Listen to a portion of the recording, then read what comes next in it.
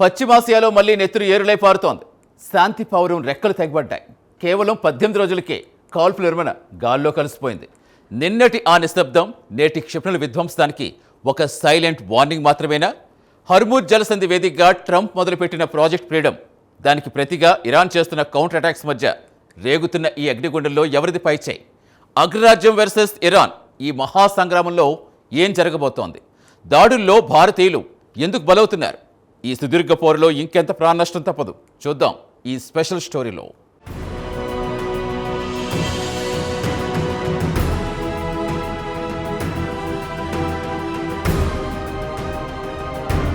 పశ్చిమాసియా ఆకాశంలో మళ్లీ యుద్ధ మేఘాలు దట్టంగా కమ్ముకుంటున్నాయి.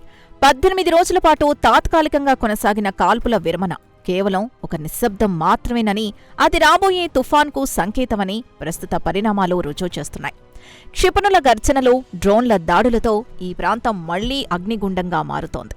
శాంతి కోసం చర్చలు జరుగుతున్నాయని ప్రపంచం భావిస్తున్న తరుణంలో ఇలాంటి ఆకస్మిక దాడులు జరగడం పరిస్థితి తీవ్రతను తెలియజేస్తోంది.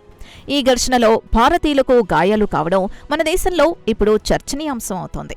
కేవలం 2 దేశాల మధ్య సరిహద్దు వివాదంలాగా కాకుండా ఇది అంతర్జాతీయ ఇంధన భద్రతను సవాలు చేసే దిశగా వెళుతోందని నిపుణులు విశ్లేషిస్తున్నారు. ఈ పరిణామాలు గ్లోబల్ పాలిటిక్స్లో కొత్త సమీకరణాలకు దారితీస్తాయని స్పష్టంగా అర్థమవుతోంది.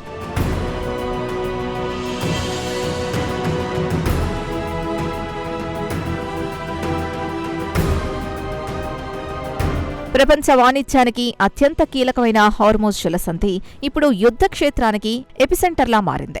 అమెరికా అధ్యక్షుడు డొనాల్డ్ ట్రంప్ ప్రాజెక్టు ఫ్రీడమ్ పేరుతో చేపట్టిన కొత్త మిలిటరీ ఆపరేషన్ ఈ ఉద్రిక్తతలకు ఆజ్యం పోస్తోంది. ఈ జలసంధి గుండా వెళ్లే నౌకలకు సెక్యూరిటీ ఇవ్వడమే తమ బాధ్యత అని అమెరికా సైన్యం ప్రకటిస్తుంటాయి. అది తమ అంతర్గత విషయాల్లో జోక్యం చేసుకోవడమేనని ఇరాన్ తీవ్రంగా పరిగణిస్తోంది. ఇంటగెలిచి రచ్చగెలవాలి అన్న సామెతను మర్చిపోయి అంతర్జాతీయ వేదికపై తన ఆధిపత్యాన్ని చాటుకోవాలని అమెరికా ప్రయత్నిస్తోంది. ఈ వ్యూహాత్మక జలసంధిపై పట్టు సాధించే క్రమంలో సాగుతున్న ఈ పోరాటం కేవలం రక్షణ కోసమేనా, లేక చమురు మార్గాలపై కంట్రోల్ సాధించడానికా అన్నది ఇప్పుడు మేధావుల విశ్లేషణకు ప్రధాన అంశంగా మారింది.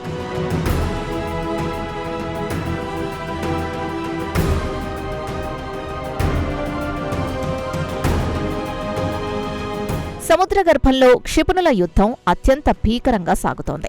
అమెరికా నౌకల కదలికల్ని అడ్డుకునేందుకు ఇరాన్ సైన్యం క్షిపణుల్ని ప్రయోగించగా దానికి ప్రతిగా అమెరికా తన అగ్రెసివ్ స్టైల్ని ప్రదర్శించింది.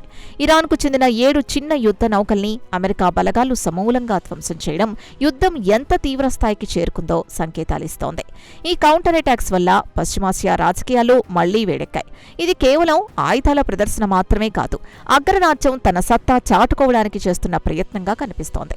ఇరు దేశాల మధ్య ఉన్న పాత పగలు ఇప్పుడు క్షిపణుల రూపంలో బయటపడుతున్నాయి. ఈ ఘర్షణలు ఎక్కడికి దారి తీస్తాయో అన్న ఆందోళన ప్రపంచ దేశాల్లో మొదలైంది. యుద్ధం ముగింపు దశకు చేరడం కంటే ఒక కొత్త మలుపు తీసుకుంటోందని అర్థమవుతోంది.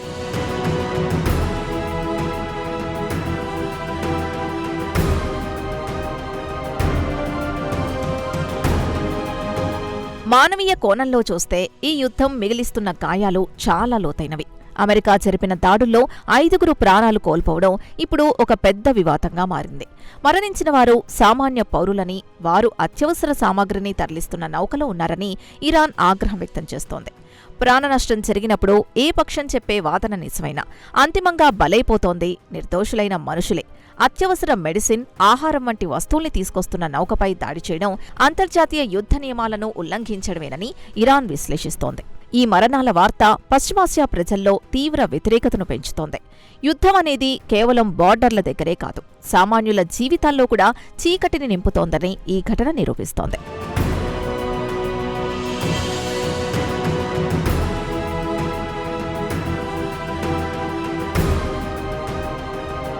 యుద్ధం ఇప్పుడు ఇతర దేశాలకు కూడా విస్తరిస్తోంది. యునైటెడ్ అరబ్ ఎమిరేట్స్పై ఇరాన్ 4 క్షిపణుల్ని ప్రయోగించడం పరిస్థితిని మరింత క్లిష్టతరం చేసింది.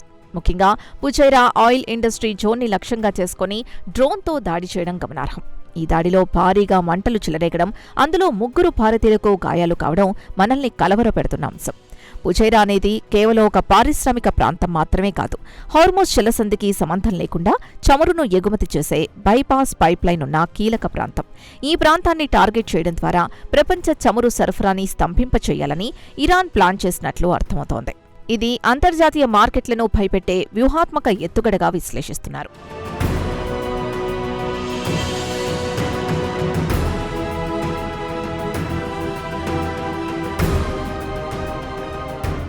చూశారు కదా, సముద్రంలో మొదలైన ఈ మంటలు ఇప్పుడు తీరం దాటుతున్నాయి.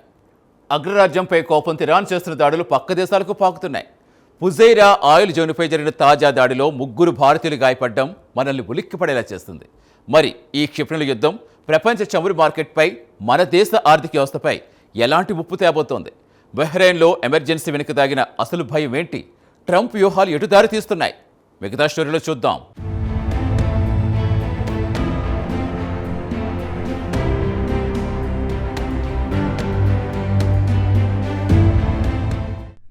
బహ్రెయిన్లో ప్రస్తుతం రెడ్ అలర్ట్ ప్రకటించి ఎమర్జెన్సీ అమలు చేయడం చూస్తుంటే ప్రమాద ఘంటికలు మోగుతున్నాయని స్పష్టమవుతోంది. పొరుగు దేశాలైన యుఏఈ, ఇరాన్ మధ్య జరుగుతున్న పోరు తమ దేశ భద్రతకు ముప్పుగా మారుతోందని బహ్రెయిన్ ఆందోళన చెందుతోంది. ఈ ప్రాంతంలో నెలకొన్న అస్థిరత మిగిలిన గల్ఫ్ దేశాలకు కూడా పాకుతోంది. ఒక దేశంలో మొదలైన మంటలు పొరుగు దేశాల్ని కూడా దహించివేసేలా ఉన్నాయి. యుద్ధం ఒక సుదీర్ఘ పోరాటంగా మారే సూచనలు కనిపిస్తున్నాయని అక్కడ నెలకొన్న పరిస్థితులు సంకేతాలిస్తోంది. ప్రతి దేశం తమ సరిహద్దుల్ని భద్రపరుచుకోవడానికి సిద్ధమవుతూ ఉండడంతో పశ్చిమాసియా అంతా ఒక యుద్ధ శిబిరాన్ని తలపిస్తోంది. ఈ ఎమర్జెన్సీ ప్రకటన ప్రజల్లో భయాందోళనల్ని మరింత పెంచుతోంది. నిత్యావసరాల కోసం జనం అల్లాడిపోతున్నారు.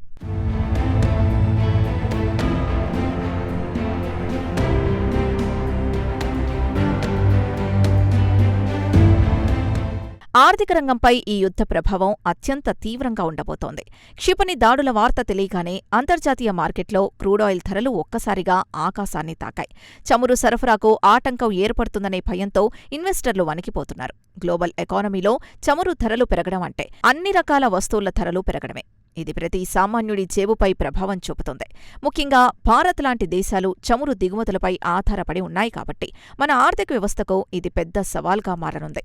తాడూ బొంగరం లేని వ్యవహారంలా కనిపిస్తున్న ఈ యుద్ధం ప్రపంచ మార్కెట్లను అనిశ్చితిలోకి నెట్టేస్తోంది. ఆర్థిక సంక్షోభం వైపు ప్రపంచం అడుగులు వేస్తోందని ప్రస్తుత ట్రెండ్స్ని బట్టి అర్థమవుతోంది.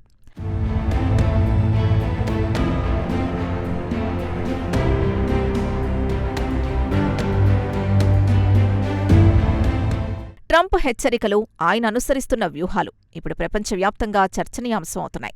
తాజా పరిణామాలపై స్పందిస్తూ ఆయన చేసిన వ్యాఖ్యలు మళ్లీ దాడి చేసే అవకాశాన్ని సూచిస్తున్నాయి. ట్రంప్ మాటల్లో నిలకడలేకపోవడం, ఎప్పుడు ఎలాంటి నిర్ణయం తీసుకుంటారో తెలియకపోవడం దౌత్యవేత్తల్ని అయోమయంలో పడేస్తోంది. హార్మోజ్ జలసంధిని పూర్తిగా తమ అదుపులోకి తెచ్చుకునే వరకు అమెరికా తగ్గేలా కనిపించడం లేదని విశ్లేషిస్తున్నారు. అగ్రరాజ్యం తన సైనిక బలాన్ని ప్రదర్శిస్తూ ప్రత్యర్థుల్ని భయపెట్టాలని చూస్తోంది. ఈ హెచ్చరికలు కేవలం ఇరాన్ కోసమే కాదు, ప్రపంచ దేశాలన్నిటి అమెరికా ఇస్తున్న పరోక్ష సంకేతాలని భావించాల్సి ఉంటుంది. ఈ వైఖరి యుద్ధాన్ని ముగించడానికి కాకుండా మరింత సాగదీయడానికి దోహదపడుతుంది.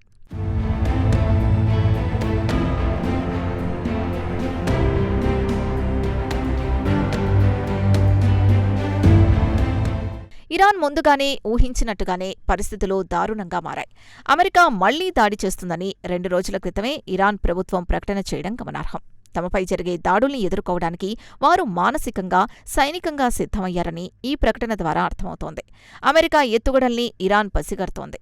దానికి తగినట్టుగానే తన రక్షణ కవచాన్ని ఏర్పాటు చేసుకుంటోంది. ఇరాన్ వైపు నుంచి చూస్తే ఇది తమ మనుగడ కోసం చేస్తున్న పోరాటం.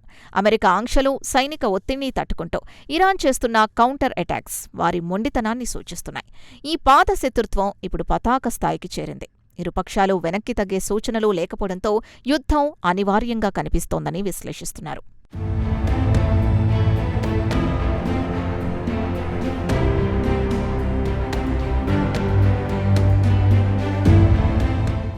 అందరినీ వేధిస్తున్న అతిపెద్ద ప్రశ్న, ఈ యుద్ధం సుదీర్ఘంగా కొనసాగుతుందా? ప్రస్తుత వాతావరణం చూస్తుంటే ఇది కేవలం కొన్ని రోజుల పోరాటంతో ముగిసేలా లేదు. హోర్ముజ్ జలసంధిపై పట్టు కోసం అమెరికా తన ఉనికి కోసం ఇరాన్ చేస్తున్న ఈ పోరు ఇప్పట్లో చల్లారేలా కనిపించడం లేదు. ట్రంప్ ప్రభుత్వం నుంచి వస్తున్న భిన్నమైన ప్రకటనలు యుద్ధ గందరగోళాన్ని మరింత పెంచుతున్నాయి. ఒకవైపు శాంతి వచనాలు పలుకుతూనే మరోవైపు ప్రాణాంతక దాడులకు పాల్పడటం అమెరికా డబుల్ స్టాండర్డ్స్ని చూపిస్తోంది. ఇలాంటి పరిస్థితుల్లో చర్చలకు తావుండదు. ఆయుధాల ద్వారానే పరిష్కారం వెతుక్కునే ధోరణి పెరిగితే అది సుదీర్ఘ యుద్ధానికి దారితీస్తుందని రాజకీయ విశ్లేషకులు హెచ్చరిస్తున్నారు. రాబోయే రోజులు మరింత ఉత్కంఠభరితంగా, ప్రమాదకరంగా ఉండబోతున్నాయి.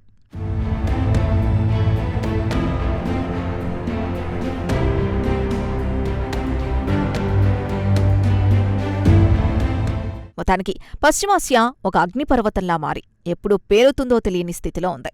హార్మోస్ నుంచి చమురు నౌకల్ని దాటించడం అమెరికాకు ఒక సవాల్గా మారగా, దాన్ని అడ్డుకోవడం ఇరాన్కు ఒక లక్ష్యంగా మారింది.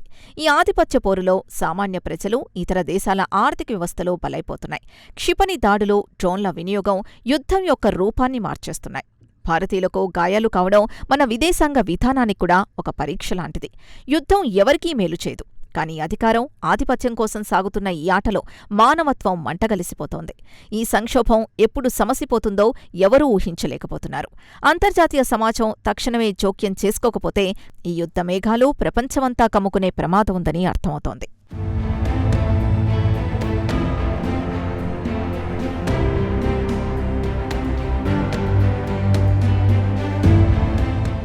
ఇది పశ్చిమాసియాలో జరుగుతున్న యుద్ధ చిత్రం. ట్రంప్ వ్యూహాలు ఒకవైపు, ఇరాన్ తెగింపు మరోవైపు. ఈ రెండు దేశాల ఆధిపత్య పోరులో సామాన్యుల ప్రాణాలు గాల్లో కలుస్తున్నాయి. చమురు మీద గుత్తాధిపత్యం కోసం సాగుతున్న ఈ నెత్తుడి చదరంగంలో గెలుపెవరిదో కాలమే తేల్చాలి.